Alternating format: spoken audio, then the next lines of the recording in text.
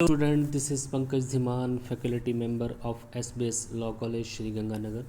From today we are going to start next subject of the LLB second year, that is international law. तो आज से हम यहाँ पे इंटरनेशनल लॉ को पढ़ेंगे। इंटरनेशनल लॉ क्या होता है, ये कितना एक पावरफुल लॉ है, कितनी इसकी बाइंडनेस है, कितनी कंट्रीज़ को फॉलो करती है और इसके अंडर कौन कौन से ऑर्गेन है। यूएनओ को यहाँ पे हम समझेंगे, यूएनओ क्या है, इसके डिफरेंट डिफरेंट ऑर्गेन्स को यहाँ पे हम समझने की कोशिश करेंगे। इंटरनेशनल लेवल पे जितने भी ट्रीटीज़ हैं, जितने भी कस्टम्स हैं, उनकी क्या इम्पोर्टेंस है, हम इसके थ्रू यहाँ पे देखने की कोशिश करेंगे। तो इंटरनेशनल लॉ एक बहुत ही इंपॉर्टेंट सब्जेक्ट, काफ़ी कुछ आपको यहाँ पे सीखने को मिलेगा। तो इंटरनेशनल लॉ को समझने से पहले आप थोड़ा सा पहले अगर आप डोमेस्टिक लॉ को समझ जाएं, किसी कंट्री के लॉ को अगर आप समझ जाएं, तो आपके लिए इंटरनेशनल लॉ को समझना जो है थोड़ा सा आसान यहाँ पे हो जाएगा। देखिए लॉ क्या होता है। लॉ आपका आप कुछ सोसाइटी के थ्रू बनाए कुछ रूल्स एंड रेगुलेशंस होते हैं जो सोसाइटी के सभी लोगों को मानने पड़ते हैं। इसी तरह डोमेस्टिक लॉ क्या होता है, जब कोई भी देश अपने लोगों के लिए लॉ बनाता है, set of rules and regulation बनाता है और वो सभी लोगों को जो है उस कंट्री के अंदर जो लोग रहते हैं उनको फॉलो करने ही पड़ते हैं। और अगर उनको फॉलो नहीं करते हैं तो उनको फोर्सफुली उनको फोर्स करवाया जाता है और उनके लिए वहाँ पे पनिशमेंट का प्रोसीजर भी होता है। और उन लॉज को इम्प्लीमेंटेशन के लिए या उन लॉ की इन्फोर्समेंट के लिए वहाँ पे जुडिशरी भी होती है जो कि उन कानून की जो है रक्षा करती है और इंडिविजुअल राइट की जो है सुरक्षा वहाँ पे करती है। इसी तरह अगर आप इंटरनेशनल लॉ की बात करें तो इंटरनेशनल लॉ भी एक लॉ है जो कि सभी स्टेट्स, जितनी भी अब स्टेट यहाँ पे कंट्री हैं, जितनी भी कंट्रीज़ हैं, उनके रिलेशंस को जो है रेगुलेट करती है। ये किसी एक स्टेट की गवर्नमेंट तो बनाए नहीं होते, किसी एक देश की सरकार ने तो बनाए नहीं होते, ये सभी देशों की जितनी भी सरकारें हैं, गवर्नमेंट्स हैं, उन्होंने जो है मिलके इनको बनाया होता है ताकि जब भी वो इंटरनेशनल लेवल पे कोई भी इंटरकोर्स करें, कोई भी ट्रेड करें, कोई भी इकोनॉमिक एक्टिविटी करें या किसी तरीके की और डीलिंग करें तो वो उन रूल्स एंड रेगुलेशन को ध्यान में रखें। और यहाँ पे भी यूएनओ है, उसका इंटरनेशनल कोर्ट ऑफ जस्टिस है। यहाँ पे इन सभी लॉज को, इन ट्रीटीज़ को, इन कस्टम्स को जो बनाए जाते हैं, जो दो देशों के संबंधों को जो निर्धारित करते हैं, उनकी इम्प्लीमेंटेशन के लिए वहाँ पे भी कोर्ट जो है बनाई गई है।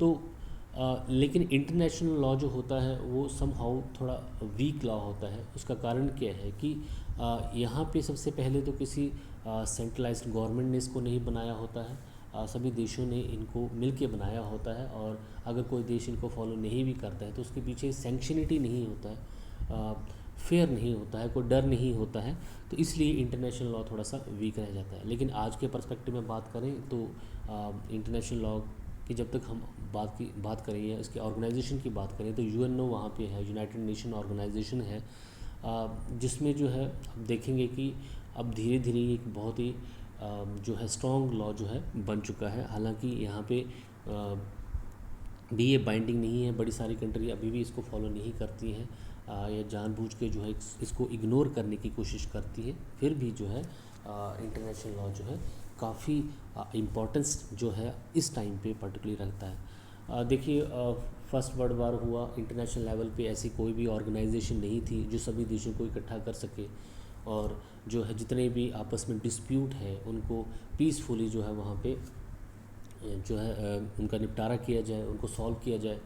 तो after the first world war बहुत ज़्यादा डिस्ट्रक्शंस हुई तो लीग ऑफ नेशन बना। लीग ऑफ नेशन के थ्रू जो है सभी कंट्रीज़ को इकट्ठा किया गया, एक इंटरनेशनल लेवल पे ऑर्गेनाइजेशन बनाई गई जो जब भी कोई डिस्प्यूट हो जाता है तो वहाँ पे बैठ के जो है सभी जितने भी डिस्प्यूट्स हैं उनको दूर किया जाता है। वहाँ पे भी कोर्ट्स बनाएगी, अगर कोई डिस्प्यूट हो जाता है तो कोर्ट के थ्रू जो है दो कंट्री जो है आपस में किसी भी इश्यूज़ को सेटल कर सकती हैं कोर्ट के डिसीजन के अकॉर्डिंग। तो लेकिन सेकेंड वर्ल्ड वार वहाँ पे हो जाता है तो सेकेंड वर्ल्ड वार में भी मैसिव डिस्ट्रक्शन होती है और उसके बाद एंट्री होती है यूएनओ की, यूनाइटेड नेशन ऑर्गेनाइजेशन। वहाँ पे सभी कंट्रीज़ जो हैं अपने अपने रिप्रेजेंटेटिव भेजते हैं और इंटरनेशनल लेवल पे इश्यूज़ पे जो है वहाँ पे बात होती है। इसके अलावा इंटरनेशनल पीस और सिक्योरिटी पे वहाँ पे बात होती है। और अगर दो देशों के बीच में कोई डिस्प्यूट्स हो जाता है तो वहाँ पे इंटरनेशनल कोर्ट ऑफ जस्टिस भी है जहाँ पे दो पर्टिकुलर पार्टीज़ के जो है राइट्स जो है सेटल्ड वहाँ पे किए जाते हैं।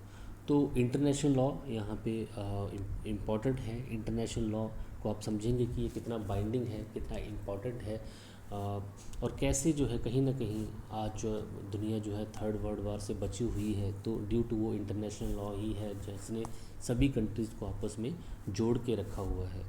तो देखिए इंटरनेशनल लॉ को पहले जो है लॉ ऑफ नेशन बोला जाता था, लेकिन लेटर ऑन 1789 जर्मी बेंथिम जो कि ऑस्टिन के जो गुरु भी थे, उन्होंने इसको जो है इंटरनेशनल लॉ का नाम जो दिया था। ऑस्टिन तो आप जानते हैं जूरिस्प्रूडेंस में आपने पढ़ा, तो जर्मी बेंथम ने जो है इसको जो है इंटरनेशनल लॉ का नाम दिया था। पहले इसको बोला जाता था लॉ ऑफ नेशन। तो सभी देशों के लिए जो कानून बनाया जाता है, लॉ बनाया जाता है, उसको लॉ ऑफ नेशन जो है बोला जाता है। कब जब किसी कंट्री जो है, कोई कंट्री अपने देश के लोगों के लिए कानून बनाती है तो उसको जो है डोमेस्टिक लॉ जो बोला जाता है, कंट्री लॉ जो है बोला जाता है। लेकिन जब कोई कानून जो है पूरी कंट्री, जितने भी देश हैं, जितने भी स्टेट्स हैं, उनके लिए बनाया जाता है तो उसको इंटरनेशनल लॉ जो है हम बोलते हैं। तो देखिए यहाँ पे डेफिनेशंस हैं, तो डेफिनेशन को सबसे पहले हम देखेंगे। Different jurist have defined the international law in different way. Oppenheim who is known as a famous jurist of the international law have defined the international law. तो ओपेनहम की आपको याद रखना है, इंटरनेशनल लॉ में जितने भी इंपॉर्टेंट डेफिनेशन होंगी वो ओपेनहम ने ही दी हैं। तो ओपेनहम क्या बोलते हैं, देखिए लॉ ऑफ नेशन और international law. Law of nation और international law is a name for the body of customary and treaties rules. तो इंटरनेशनल लॉ क्या है, या देशों का कानून क्या है जहाँ पे कुछ ऐसे कस्टम हैं या ऐसी ट्रीटी हैं कंसिडर्ड लीगली बाइंडिंग, जो कि सभी स्टेट पे लीगली बाइंडिंग है जब वो एक दूसरे के साथ जो है किसी भी तरीके के इंटरपोज करते हैं या संबंध जो है आपस में बनाते हैं। तो देखिए आज के टाइम पे कोई भी कंट्री जो है इंडिपेंडेंट, सेल्फ इंडिपेंडेंट नहीं है, उसको कहीं ना कहीं दूसरी कंट्री पे डिपेंड होना ही पड़ता है, ट्रेड करना पड़ता है, मिलिट्री इक्विपमेंट्स लेने पड़ते हैं, डिफेंस इक्विपमेंट लेने पड़ते हैं, फ्यूल पेट्रोल के नीड्स जो हैं वो पूरी करनी पड़ती हैं। तो जब भी कोई दो देश जो है आपस में किसी तरीके का इंटरकोर्स करते हैं तो उनके लिए जो बॉडी ऑफ कस्टमरी और ट्रीटी रूल्स बने होते हैं, कस्टमरी और ट्रीटी रूल्स जो बने होते हैं, उन्हीं को हम क्या बोलते हैं, इंटरनेशनल लॉ जो है बोलते हैं। तो बिल्कुल सिंपल सी डेफिनेशन है ओपेनहम की कि लॉ ऑफ नेशन क्या है, देशों का कानून क्या है, या इंटरनेशनल अंतर्राष्ट्रीय कानून क्या है, कि एक ऐसे सेट ऑफ कस्टमरी और ट्रीटी रूल्स हैं जो कि बाइंडिंग है स्टेट पे जब वो आपस में कोई भी इंटरकॉर्स करते हैं, कोई भी इकोनॉमिक या ट्रेड एक्टिविटी या किसी तरीके की अदर एक्टिविटीज़ जो आपस में करते हैं, तो वहाँ पे इन रूल्स को फॉलो किया जाता है। When there was a severe criticism of the definition, Oppenheim had divided had given the modified definition in the book International Law। तो इस डेफिनेशन के बड़े सारे क्रिटिसिज्म हुए, तो ओपेनहम ने जो है एक रिवाइज डेफिनेशन जो है 1992 में दी थी। अब उन्होंने क्या बोला, देखिए international law is a body of rules which are legally binding on the state in the intercourse which either each other. तो उन्होंने सबसे पहले यही बोला कि ऐसे रूल्स हैं जो कि दो देशों में, दो देश जब आपस में कोई भी इंटरकोर्स करते हैं तो उनको फॉलो करना पड़ता है। These rules are primarily those which govern the relation of the state. ये ऐसे रूल्स होते हैं जो दो देशों के संबंधों का जो है रेगुलेट करते हैं, गवर्न करते हैं। But states are not only subject, लेकिन सिर्फ स्टेट, देश ही जो हैं वो इंटरनेशनल लॉ का सब्जेक्ट नहीं है। इंटरनेशनल ऑर्गेनाइजेशन और कुछ हद तक इंडिविजुअल, मतलब हर एक इंसान जो है वो किसी भी कंट्री में जो रहता है वो इसका सब्जेक्ट बन जाता है, और उस पर जो है इंटरनेशनल लॉ की कुछ राइट्स और ड्यूटीज़ इम्पोज की जाती हैं। तो अब यहाँ पे ओपेनहम ने जो है डेफिनेशन को थोड़ा सा और सुधारा। पहले उसने ये बोला कि एक ऐसा कानून है या ऐसे देशों का कानून है जहाँ पे कुछ कस्टमरी और ट्रीटी रूल्स का एक सेट है जो कि बाइंडिंग होता है दो देशों के बीच में जब वो आपस में कोई भी संबंध बनाते हैं। लेकिन बाद में उसने इसमें थोड़ा सा ऐड किया, और उसमें ऐड किया कि इसमें जो है बाकी इंटरनेशनल ऑर्गेनाइजेशंस होती हैं और जितने भी इंडिविजुअल्स होते हैं, जो भी लोग हैं, वो भी इसका सब्जेक्ट मैटर है और उन पर भी कुछ ड्यूटीज़ इम्पोज करता है इंटरनेशनल लॉ। तो यहाँ पे अब ओपेनहम की डेफिनेशन को आप देखें, the latter definition is more comprehensive because it include the individual and international institution. तो यहाँ पे उसने सभी इंडिविजुअल, सभी देश के लोग, जितने भी दुनिया है वहाँ पर जो लोग हैं उन सभी पे इंटरनेशनल लॉ अप्लाई होता है, कहीं ना कहीं अप्लाई होता है। जब आप दूसरे देश के लोगों के साथ कोई कॉन्ट्रैक्ट करते हैं या किसी तरीके का कोई मैरिजेस करते हैं या कोई इकोनॉमिक एक्टिविटीज़ करते हैं, तो कहीं ना कहीं उस इंटरनेशनल लॉ का पार्ट फिर हर एक इंडिविजुअल भी वहाँ पे बन जाता है और इंटरनेशनल इंस्टीट्यूशंस भी बन जाते हैं। ठीक है जी। तो अब स्टार्क की डेफिनेशन है, तो आई थिंक सबसे पहले ओपेनम की डेफिनेशन बहुत इंपॉर्टेंट है, इसको आप ध्यान में रखिएगा। इसने सिर्फ ये बोला है कि इंटरनेशनल लॉ क्या है, एक body of set of rules हैं जो कि कस्टमरी और ट्रीटी रूल्स होते हैं, जो कि बाइंडिंग होते हैं, बाध्य हैं हर एक स्टेट पे जब भी वो इंटरनेशनल लेवल पे कोई भी इंटरकोर्स करे, कोई भी संबंध जो है बाकी देशों के साथ जो है बनाए, चाहे वो किसी भी तरीके की हो, चाहे कोई ट्रेड हो, चाहे वो सी लॉ समुद्र कानून हो, सभी चीज़ें इसमें जो आ जाती हैं। अब स्टार्क की डेफिनेशन देखिए, इंटरनेशनल लॉ में be defined as a body of rule which is compose for its greater part of the principle and rules of conduct which state feels themselves bound. तो ये एक ऐसे रूल्स हैं, एक ऐसे प्रिंसिपल्स हैं, ऐसा कंडक्ट है जो कि स्टेट जो है बाउंड फील करती है उनको मानने के लिए, उनको फाउंड करते हैं ऑब्जर्व करने के लिए। And there for the commonly observe in their relations for each other and includes, और इसमें क्या क्या इंक्लूड है, the rules of law relating to the functioning of the international institution और organisation, their relation with each others and relation with the states and individual. तो ऐसे rule जो कि इंटरनेशनल इंस्टीट्यूशन ऑर्गेनाइजेशन की फंक्शनिंग को govern करते हैं, states को गवर्न करते हैं, इंडिविजुअल को गवर्न करते हैं। Certain rules of law relating to the individual and non state entities, इसके अलावा ऐसे सारे रूल जो कि इंडिविजुअल को and non state entities so far as the right of duties of such individuals and concern the international community, जब उस individual के राइट जो है इंटरनेशनल कम्युनिटी के साथ के इंटरनेशनल कम्युनिटी ने अगर कोई राइट जो है इंडिविजुअल को दे रखे हैं। तो ये एक डेफिनेशन आपके पास जिसमें इसने जो है इसका फंक्शनिंग एस्पेक्ट बताया है और बताया है कि ये कैसे body of rules and principles होते हैं जो कि हर एक स्टेट जो फील करती है, बाउंड फील करती है उनको ऑब्जर्व करने के लिए। ठीक है, अब आपके पास शहबाजनबर्गर जी हैं। International law is the group of those different laws. तो इंटरनेशनल लॉ क्या है, ऐसे ग्रुप ऑफ डिफरेंट लॉज हैं which are applicable on the sovereign nations, जो कि अप्लाई होते हैं उन सभी संप्रभु देशों पे, सॉवरन स्टेट्स पे, and other institution which have international identity, या फिर ऐसे देश जिनकी कोई इंटरनेशनल आइडेंटिटी है, जिनका काम जो है इंटरनेशनल लेवल पे है। तो शहबाजनबर्गर ने बिल्कुल सिंपल डेफिनेशन यहाँ पे दी है कि इंटरनेशनल लॉ क्या है, एक ग्रुप ऑफ डिफरेंट लॉ है जो कि एप्लीकेबल होता है हर एक सॉवरन स्टेट पे, हर एक इंडिपेंडेंट स्टेट पे, देश पे। आप इंटरनेशनल लॉ पे जब हम स्टेट की बात कर रहे हैं तो वो हम किसी कंट्री की बात कर रहे हैं, ठीक है, ये ध्यान में रखना आपने। तो सॉवरन नेशंस पे जो अप्लाई होते हैं और अदर इंस्टीट्यूशन जिनकी कोई इंटरनेशनल आइडेंटिटी है। तो शहबाजनबर्गर ने जो सिर्फ इतना बोला है कि इंटरनेशनल लॉ क्या है, कि ऐसे ग्रुप ऑफ डिफरेंट लॉज हैं जो कि एप्लीकेबल होते हैं सॉवरन नेशंस पे जो कि संप्रभु राष्ट्र हैं, और अदर इंस्टीट्यूशन जिनकी कोई इंटरनेशनल आइडेंटिटी है, जिनका कोई इंटरनेशनल महत्व है। इसके अलावा J.L. Brierly, the law of nations और इंटरनेशनल लॉ में be defined as a body of rules and principle. तो सभी ने, एक चीज़ आपने ध्यान में रखनी है कि सभी ज्यूरिस्ट ने इंटरनेशनल लॉ को या फिर लॉ ऑफ नेशन को एक ऐसा body of rules and principle माना है जो कि सभी कंट्रीज़ पे बाइंडिंग होते हैं। अब इसने सब इतना सा चेंजेस किया है शहबाजनबर्गर की डेफिनेशन की, इसको इसने सिविलाइज स्टेट बोला है, यहाँ पे इसको सॉवरन स्टेट बोला गया है, and their relations with each other. तो एक ऐसे set of body of rules and regulations हैं जो कि बाइंडिंग होते हैं हर एक सिविलाइज स्टेट पे उनको फॉलो करना। कैल्सन की डेफिनेशन देख लीजिए आप, international law or the law among nations is the name of the body of rules which according to the usual definition regulate the conduct of the state.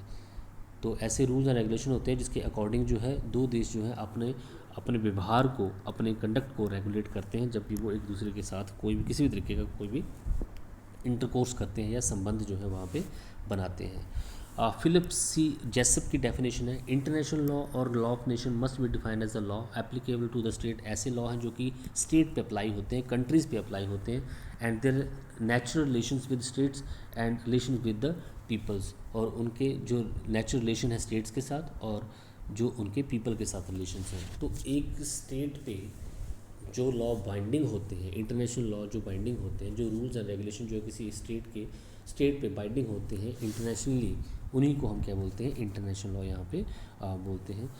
Charles जी फैनबिक की definition है यहाँ पे, international law में be defined in the broad terms as a body of general principles and specific rule which are binding upon the members of the international community.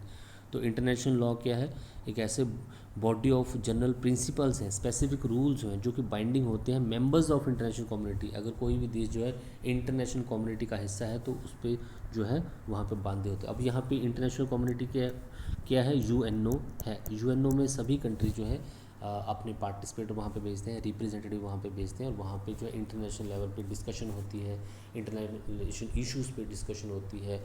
जो भी आजकल हमारे पास जैसे ग्लोबल वार्मिंग के इश्यूज़ हैं, ग्रीन हाउसेस इम्पैक्ट्स है, या फिर टेररिज्म का जो इतना ज़्यादा इश्यूज़ है, या अदर जो मैटर्स हैं, सी लॉ मैटर, उन सभी पे जब इंटरनेशनल कम्युनिटी पे बात होती है तो उसी को हम यहाँ पे यूएनओ के बारे में यहाँ पे बोला जा रहा है, जब हम इंटरनेशनल कम्युनिटी की बात जो हम यहाँ पे कर रहे हैं। तो डिफरेंट जूरिस्ट ने यहाँ पे डेफिनेशन दी है। सभी डेफिनेशंस में एक कॉमन चीज़ ये है कि इन्होंने लॉ ऑफ नेशन को या फिर इंटरनेशनल लॉ को ऐसा set of body of rules and regulation of custom और ट्रेटीज जो है माना है, जो कि सभी स्टेट्स पे, जो कि उस इंटरनेशनल संस्था के, उस इंटरनेशनल कम्युनिटी के जो है मेंबर होते हैं, संस्था जो होती है उनको मानना जरूरी होता है, उनको बाइंडिंग होता है जब भी वो एक दूसरे के साथ कोई भी संबंध जो है बनाते हैं। तो इंटरनेशनल लेवल पे बड़े सारे कानून बने हुए हैं, जैसे लॉ ऑफ सी बना हुआ है। लॉ ऑफ सी में आपको आपके देश की समुद्री सीमाएं जो निर्धारित की जाती हैं और सभी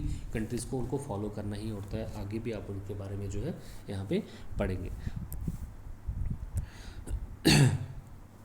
तो आपके पास केस है एक, West Rand Central Gold Mining Company Limited versus King 1905 का केस है।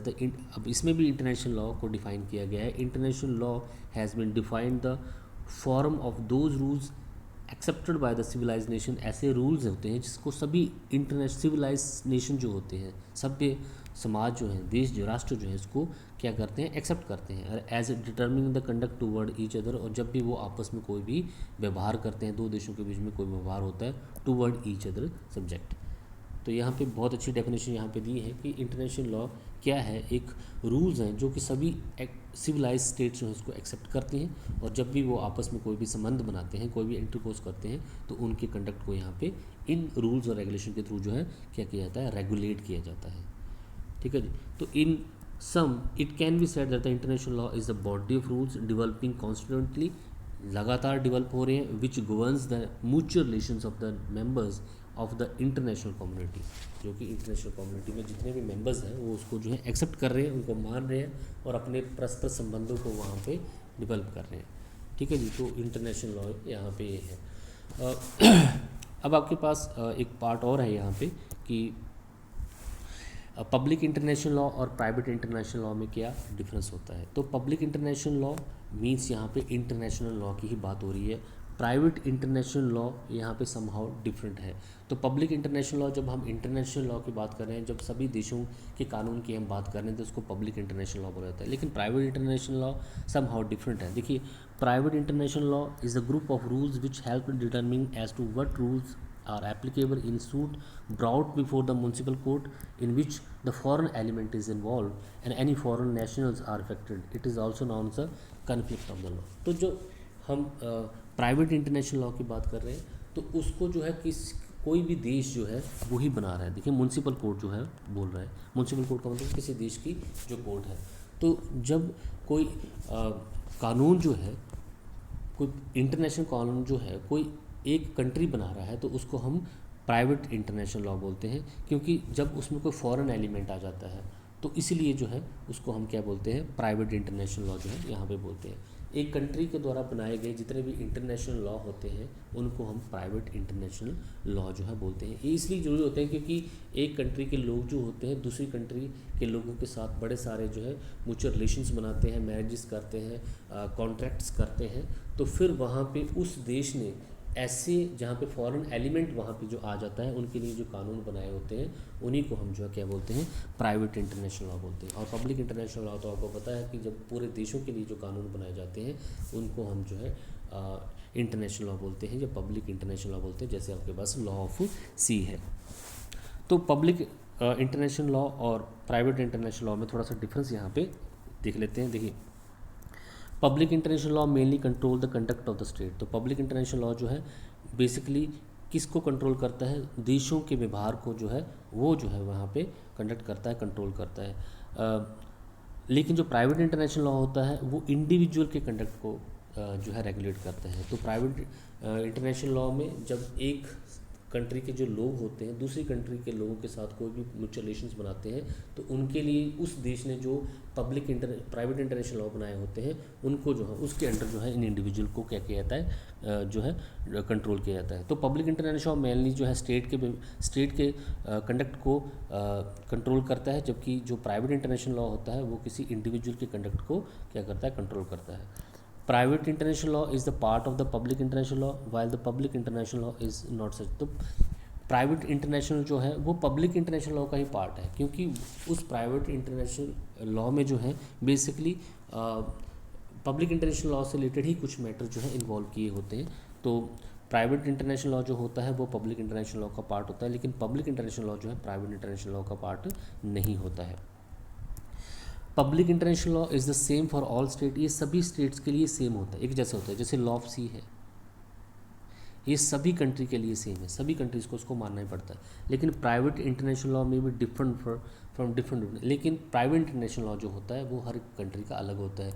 किसी एक कंट्री ने कोई कॉन्ट्रैक्ट से रिलेटेड लॉ कुछ अलग तरीके से बना रखे होंगे, कुछ दूसरी कंट्री ने कॉन्ट्रैक्ट से रिलेटेड लॉ कुछ अलग तरीके से बना रखे होंगे, और जब कोई फॉरेन एलिमेंट इसमें आ जाता है तो उसी के अकॉर्डिंग वो कॉन्ट्रैक्ट जो है वैलिड माने जाते हैं। कॉन्ट्रैक्ट लॉ आपने पढ़ा है। तो ये प्राइवेट इंटरनेशनल लॉ जो है ये वेरी करते हैं स्टेट टू स्टेट, लेकिन इसमें जो है एक इंटरनेशनल एलिमेंट होता है, क्योंकि एक पार्टी यहाँ पे एक कंट्री की होती है, दूसरी साइड दूसरी पार्टी जो है होती है दूसरी कंट्री की। The source of international law as a international custom, तो इंटरनेशनल लॉ के जो हैं पब्लिक इंटरनेशनल लॉ के जो सोर्स हैं वो कस्टम हैं, ट्रीटीज़ हैं। प्राइवेट इंटरनेशनल लॉ किसके द्वारा बनाया जाता है, स्टेट लेजिस्लेटिव असेंबली के थ्रू ही बनाया जाता है। जैसे इंडिया में पार्लियामेंट ही वो सारे कानून बनाती है, जहाँ पे दो देशों के जो लोग हैं उनके बीच में जितने भी बिहेव होते हैं, एक्टिविटीज़ होती हैं, कंडक्ट होता है, कॉन्ट्रैक्ट्स होते हैं या डीलिंग होती हैं, उनको एक्टिवेट करता है। तो प्राइवेट इंटरनेशनल लॉ को हमेशा कौन बनाता है, उस देश का पार्लियामेंट ही या स्टेट जो असेंबली जो होती है, जो सुप्रीम असेंबली किसी भी कंट्री की होगी वही बनाएगा। लेकिन जो इंटरनेशनल लॉ होते हैं वो कस्टम और ट्रीटी के बेसिस पे होते हैं। इनको अब आगे डीपली स्टडी करेंगे। In the case of involving the foreign element and foreign national, private international law decide the set of the rules applicable. किसी भी केस में अगर कोई फॉरेन एलिमेंट है, जहाँ फॉरेन एलिमेंट का यहाँ पे मतलब है कि एक कंट्री में दूसरे कंट्री के जो लोग हैं या उनके आपस बीच में कोई कॉन्ट्रैक्ट है या किसी तरह की कोई डीलिंग है, तो वहाँ पे प्राइवेट इंटरनेशनल लॉ अप्लाई होता है। लेकिन जब दो देश जो है उनके बीच में कोई कंडक्ट हुआ है या उनके बीच में कोई ऐसा डिस्प्यूट है तो फिर जो है वहाँ पे इंटरनेशनल लॉ या फिर पब्लिक इंटरनेशनल लॉ वहाँ पे अप्लाई होता है। तो ये है एक पब्लिक इंटरनेशनल लॉ और प्राइवेट इंटरनेशनल लॉ में फ़र्क। Thank you so much, have a nice day.